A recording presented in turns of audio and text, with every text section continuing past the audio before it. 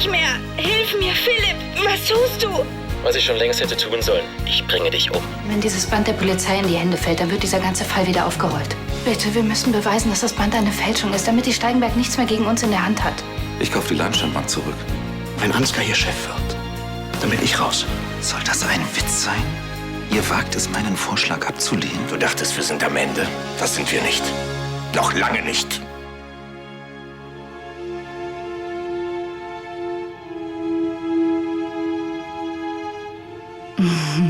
Wie harmlos und friedlich so ein Schlafender doch aussieht. Es ist 20 nach 7, mein Schatz. Ich bin nicht dein Schatz. Und dabei ist er den Menschen um sich herum hilflos ausgeliefert. 21 nach 7. Was wären die Männer eigentlich ohne uns? Die Wahrheit ist doch, jeder Mann ist nur so gut, wie die Frau an seiner Seite es ihm ermöglicht. 22 nach 7. Zeit ist Geld. Vor allem, wenn man Geschäftsführer von Launchstein Enterprises ist. Die Telco mit Japan ist in einer Stunde. 8:30 Mitarbeiterversammlung, 9 Uhr Treffen mit Wegener, 11:30 Uhr Strategiesitzung. Wann denkst du über Ansgar nach? Er hat Geld, viel Geld. Und er will an die Spitze des Unternehmens. Du brauchst einen Plan gegen ihn. Und jemand, der dich unterstützt. Und dieser jemand bist du? Ich kenne ihn besser als er sich selbst. Und ich bin eine sehr clevere Geschäftsfrau. Vergiss es. Auch Sebastian.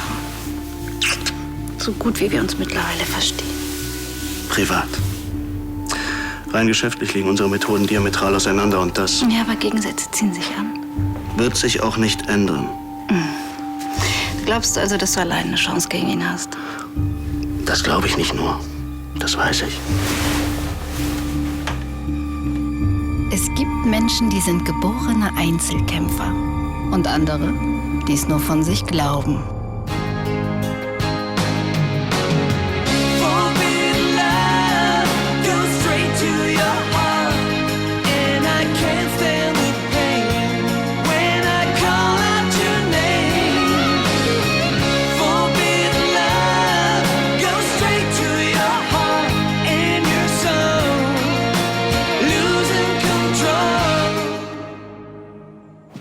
Komm schon, Ansgar.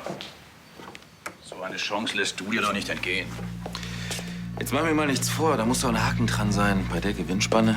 Die Sache ist bombensicher. Nicht umsonst hat mich die Immobilienbranche so reich gemacht. Und wenn ich die nötigen Mittel locker machen könnte, hätte ich die Rennbahn schon längst gekauft. Aber ich habe unsere kleine Abmachung ja nicht vergessen. Das ist auch besser so. Hast du die Grundbucheinträge? Die besorge ich dir. Und wenn du willst, können wir gern zusammen nach Meerbusch fahren. Schön. Können wir im Preis noch was drehen? Nein, aber die paar Millionen sind Peanuts im Vergleich zu dem Gewinn, der für dich dabei rausspringt.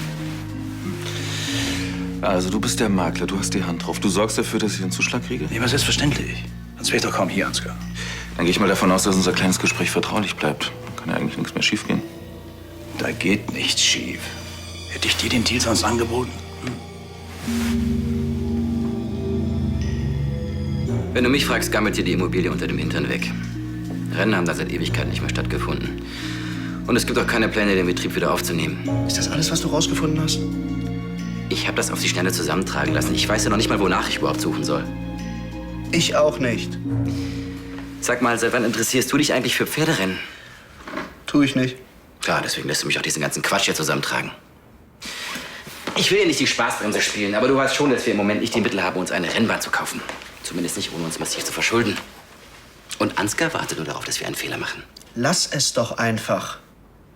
Tristan, ich habe dich lediglich darum gebeten, mir Informationen über dieses Objekt zusammenzutragen. Natürlich, Mitdenken wird überbewertet. Du bist der Chef.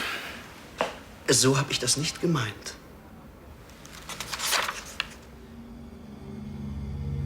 Die planen da eine neue Gaspipeline? Sag mal, klemme dich sofort dahinter. Ich will jedes Detail.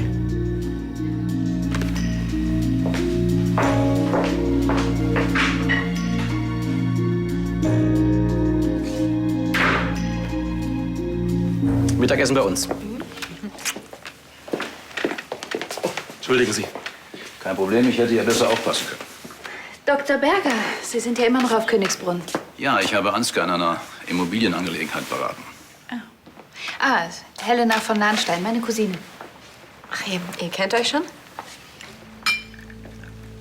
Er hat mir mal vor Jahren ein Stück aus meiner Kunstsammlung gestohlen. Das will, dass Sie mir mein verlorenes Sammlerstück zurückholen. Wenn ich mir Sie so anschaue, ich könnte mir durchaus vorstellen, dass Sie noch andere Mittel zur Verfügung haben, um sich Bergers Vertrauen zu erschleichen.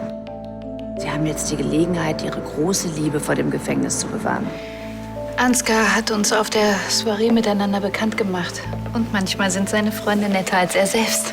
Ich bringe Ihnen sofort ein Gedeck, Herr Dr. Berger. Bitte setzen Sie sich. Ja. Sie haben bestimmt schon gehört, dass Helena unser Auktionshaus leitet. Aber ich bitte Sie, es war eine große Nachricht in der Kunstszene, dass Ihre Familie endlich wieder im Geschäft ist. Sie interessieren sich für Kunst? Ich bin leidenschaftlicher Sammler. Dann haben Sie vielleicht Interesse, unser Auktionshaus mal zu besuchen? Man munkelt übrigens, dass Sie gerade eine Auktion vorbereiten. Ja, wir arbeiten gerade an den Katalogen. Die Fotos sind natürlich von Nico. Haben Sie Interesse? In jeder Hinsicht.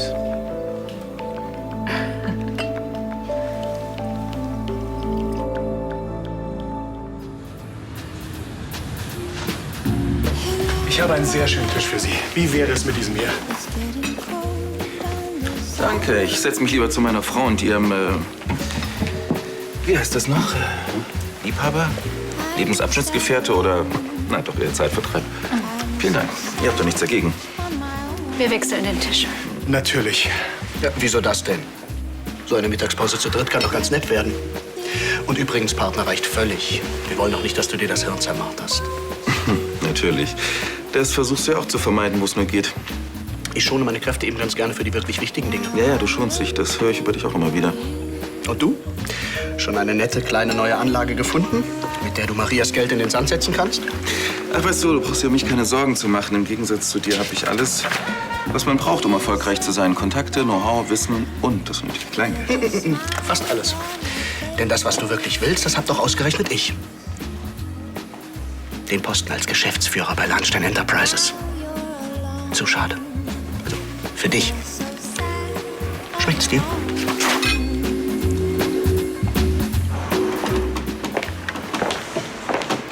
Ich hoffe, zwischen dir und Philipp ist alles in Ordnung. Wieso fragst du? Weil er sich sonst ernsthaft Sorgen machen sollte. Dieser Berger fährt total auf dich ab.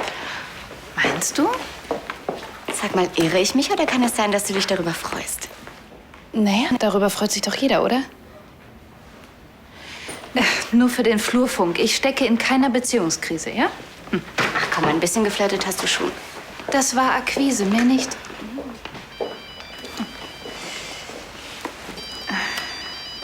Von Nahnstein? Frau von Nahnstein, Berger hier. Ah, Herr Dr. Berger, das ging aber schnell. Ich wollte nur noch einmal auf Ihr Angebot zurückkommen, mir die Kataloge des Auktionshauses anzusehen. Wer weiß, wie lange ich noch in Düsseldorf bleibe. Sie wollen schon wieder abreisen? Wenn ich Sie so höre, dann man könnte ja fast annehmen, Ihnen liegt was an mir. Ja, mir liegt immer etwas an einem guten Geschäft. Ich hoffe, Ihr Interesse an unserer Auktion bezieht sich nicht nur auf die Kataloge. Dann schenken Sie mir heute einen Teil Ihrer kostbaren Zeit. Gerne. Gut. Treffen wir uns gleich bei Nahnstein Enterprises. Gerne. Er will sich die Kataloge ansehen. Aha. Da zeigt deine Akquise aber schnell Wirkung.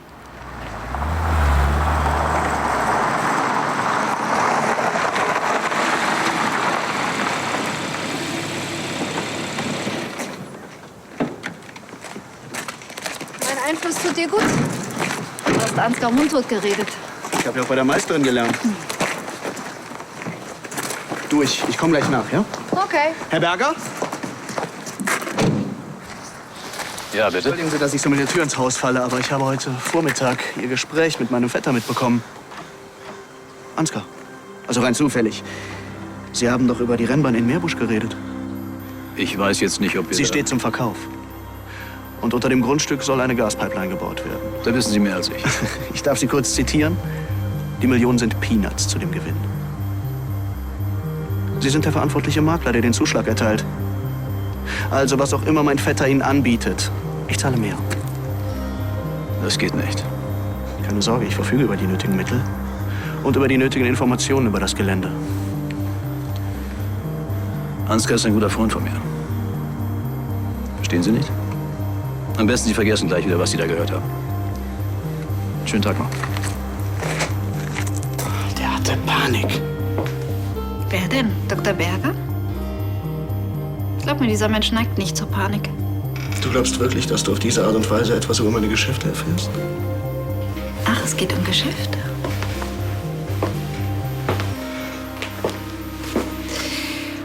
Okay, wenn ich dir vielleicht trotzdem einen Tipp geben darf. Er ist ein alter Geschäftsfreund von Ansgar. Und? Der sagt das nicht alles? Tanja, der hatte Schiss vor ihm. Wahrscheinlich wird er mit irgendetwas unter Druck gesetzt, erpresst, bedroht, was weiß der nicht? Kommen Sie auch noch mal. Stellen Sie es hin und dann Abmarsch. Und das nächste Mal, meine Liebe, ein bisschen flotter.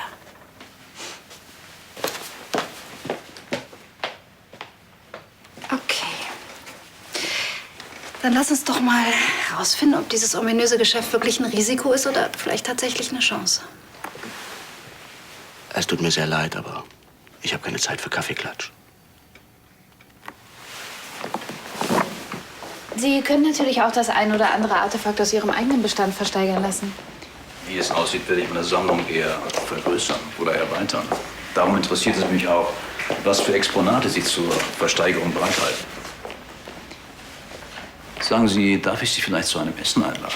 Ich habe gehört, dass Schneiders hat einen ausgezeichneten Ruf. Dr. Berger, schön, dass Sie es so schnell einrichten konnten. Ich gehe davon aus, Nico hat Sie schon herumgeführt. Ja, und zum Dank dafür wollte ich Sie gerade zu einem Essen überreden. Ja, Helena, möchtest du nicht mitkommen? Wir wollten über unsere Auktion sprechen. Das würde mich freuen. Na, dann kann ich wohl nicht Nein sagen. Heute Nachmittag? Perfekt. Sie entschuldigen mich, ich erwarte einen dringenden Anruf, ja? Berger? Danke, dass du mitkommst. Ja, das findet Philipp bestimmt auch. Diesem Berger hast du allerdings total die Tour vermasselt. Herr von Lahnstein, wie ich Ihnen schon sagte, ich kann in dieser Sache nur mit Ihrem Vetter zusammenarbeiten. Na, meinetwegen. Hören Sie, wenn Sie erpressbar sind, dann kann das immer wieder gegen Sie verwendet werden. Das geht seit Monaten so. Ich kann nicht mehr. Wenn Ansgar publik macht, was er weiß, dann... Ja. Wir könnten eine Unterlassungsklage veranlassen. Ach ja. Und dann wäre ich aus der Nummer raus. Abhängig davon, um was es genau geht, sollten wir vielleicht noch über eine Selbstanzeige nachdenken. Bei einer Verhandlung wirkt sich das immer sehr strafmildernd aus. Jetzt ist sie am Schneiders? Ich lade euch ein. Und danach die P-Tillmann-Vernissage. Ich hab Karten. Wohl. Bei dem Kunstkram bin ich nicht dabei, bei dem Kaffee auch nicht. Im Gegensatz zu euch gehöre ich zum arbeitenden Teil der Bevölkerung. Ja, und heute Nachmittag ist sowieso schlecht. Helena und ich, wir haben etwas Wichtiges zu besprechen. Es geht um die Auktion. Ach ja?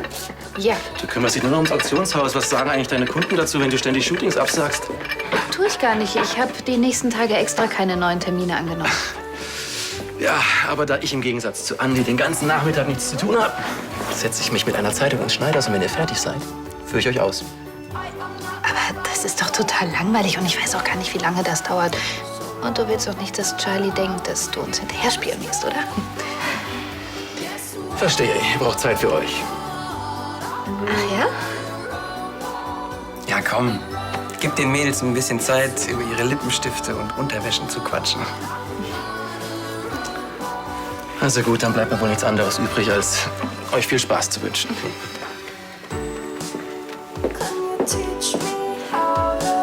Er hat Bilder von mir. In einer sehr kompromittierenden Situation. Ach, was soll's. Hier.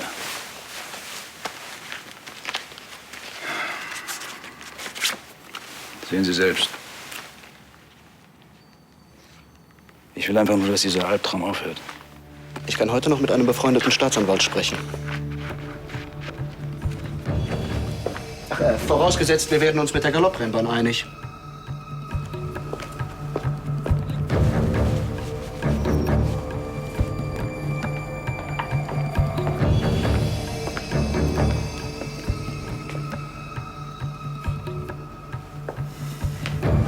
Kannst du mir mal verraten, was das soll? Warum sagst du Philipp nicht einfach, dass du mit diesem Berger verabredet bist? Weil Ich will einfach nicht, dass er denkt, dass ein Geschäft wichtiger ist als er. Das Geschäft oder vielleicht dieser Berger? Ich habe kein Interesse an Berger. Jedenfalls kein privates. Bist du dir da sicher? Was denkst du denn, dass ich Philipp mit diesem Berger hintergehe? Nein. Aber was machst du denn, wenn Philipp mit Tristan was trinken geht und uns im Schneider sieht? Dann haben wir ihn eben zufällig getroffen, ganz einfach. Elena, bitte, jetzt mach nicht so eine große Sache daraus. Ich will doch nur wissen, warum. Du kannst Philipp doch alles sagen. Es sei denn, es hat was mit dieser Steigenberg zu tun. Habe ich recht? Weißt du, Helena, frag einfach nicht weiter nach, okay? Okay. Aber solange du mir nichts erzählst, werde ich auch nicht für dich fliegen.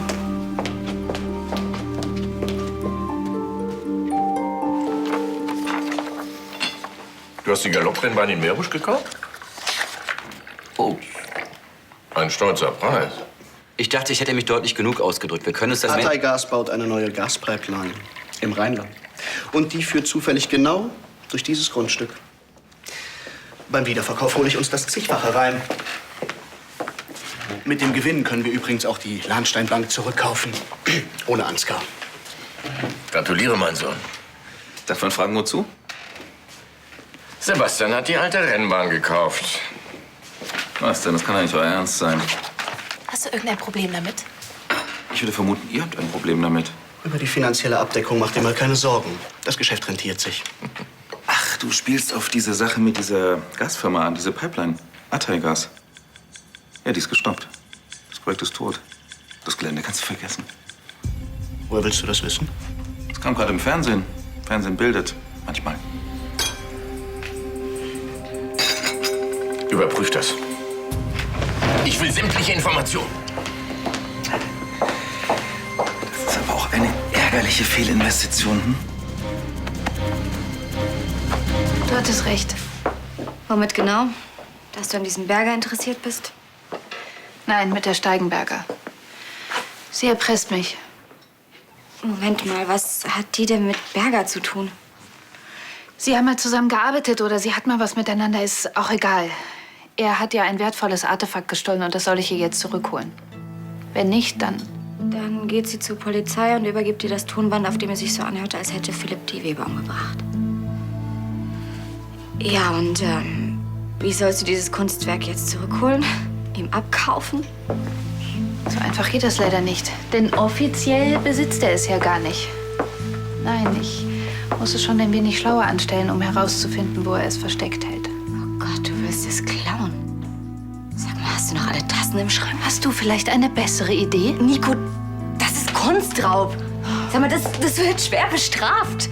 Und wir haben einen Ruf zu verlieren und betreiben ein Auktionshaus, falls du das vergessen hast. Ich habe doch gar keine andere Wahl, sonst landet Philipp wieder im Gefängnis. Ja, und du gleich mit. Ich mache das doch nicht aus Spaß, ich tue das für ihn. Und ehrlich gesagt habe ich gedacht, dass du...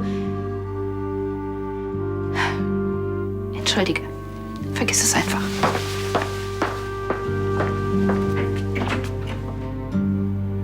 Du ruinierst die Firma, nur weil du den Chefsessel willst. Auf den ich auch gehöre. Ich weiß gar nicht, warum du dich so aufregst. Ich habe dich zu nichts überredet. Niemand hat dich gezwungen, diesen Vertrag zu unterschreiben. Du wolltest dich profilieren. Mehr ins Auswischen. Showtime. Komm schon, Ansgar. So eine Chance lässt du dir doch nicht entgehen. Da muss ein Haken dran sein bei der Gewinnspanne. Die Sache ist bombensicher. Jetzt sieh doch endlich ein, dass ich in einer ganz anderen Liga spiele als du. Fehlt einfach alles, was man gemeinhin als Geschäftssinn bezeichnet. Mein Gott, dass du dich so leicht übertölpeln lässt, dass du Berger diese Nummer mit den Fotos abkaufst. Überzeugend genug? Na, ich weiß ja nicht. Andererseits, für meinen einfältigen Cousin wird's reichen. Nur zu deiner Beruhigung. Ich erpresse ihn nicht. Du musst ihn also nicht vor Gericht raushauen. Du kannst dich voll und ganz um die Leitung der Lahnstein Enterprises kümmern. Und ich denke, da hast du auch genug zu tun. Ich glaube, die Firma ist ziemlich pleite gerade. Hm? Du ruinierst das Erbe deines Vaters. Moment mal. Wir reden hier von meinem Erbe, das mir zusteht. Und wenn ich dich erinnern darf, ihr habt es ruiniert. Sonst hätte mir die Bank heute noch. Ich wollte sie ja zurückkaufen und wieder in die Firma eingliedern, aber du warst ja zu stolz. Und jetzt sag ich dir was. Es ist mir nur recht, wenn ihr pleite geht, und zwar je eher, desto besser. Im Gegensatz zu euch habe ich die finanziellen Mittel, ja alles wieder zurückzukaufen, und dann gehört mir endlich, was mir auch zusteht. Dein Vater hat dich enterbt. Und du stellst immer wieder unter Beweis, dass es die richtige Entscheidung war.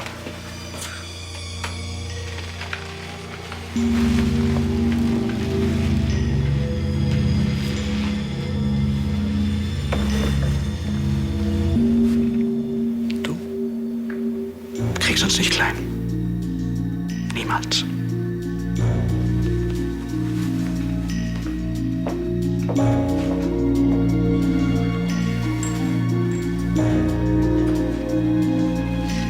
Noch ein. Was ist schlimmer als vorgeführt zu werden? Noch dazu von seinem größten Feind. Und vor den Menschen, vor denen man sich endlich in gutes Licht drücken wollte. Vielleicht sich sehenden Auges in eine Situation zu begeben, aus der man nur gedemütigt herauskommen kann. Zum Wohl.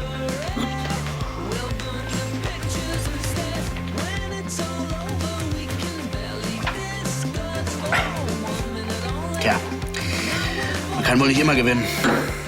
Aber die Chancen erhöhen sich, wenn man die Ressourcen nutzt, die man hat. Ich hätte gern für dich bei Wiegand angerufen, dem CEO von Tigers. Ist ein alter Bekannter von mir.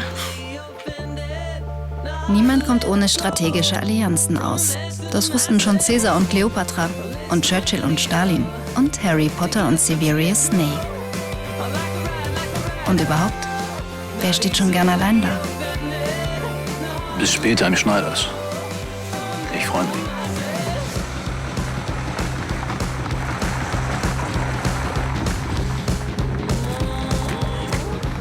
Und ich mich erst.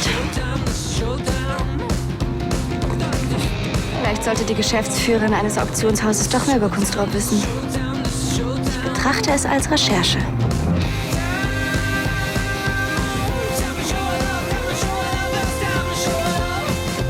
Ach, Gefühle werden oft überbewertet. Es geht nicht darum, Freunde zu haben. Wir brauchen vor allem Bündnispartner. Et voilà, da bin ich. Partner.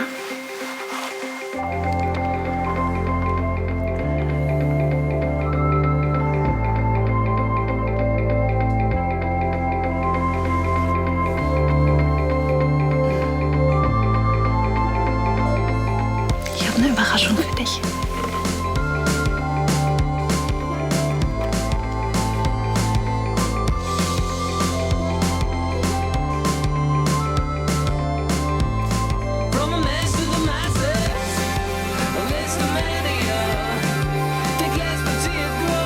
Ein super Geschäftsmann wird nie aus ihm. Aber den Part übernehme ich gern, während er sich ums Baby kümmert.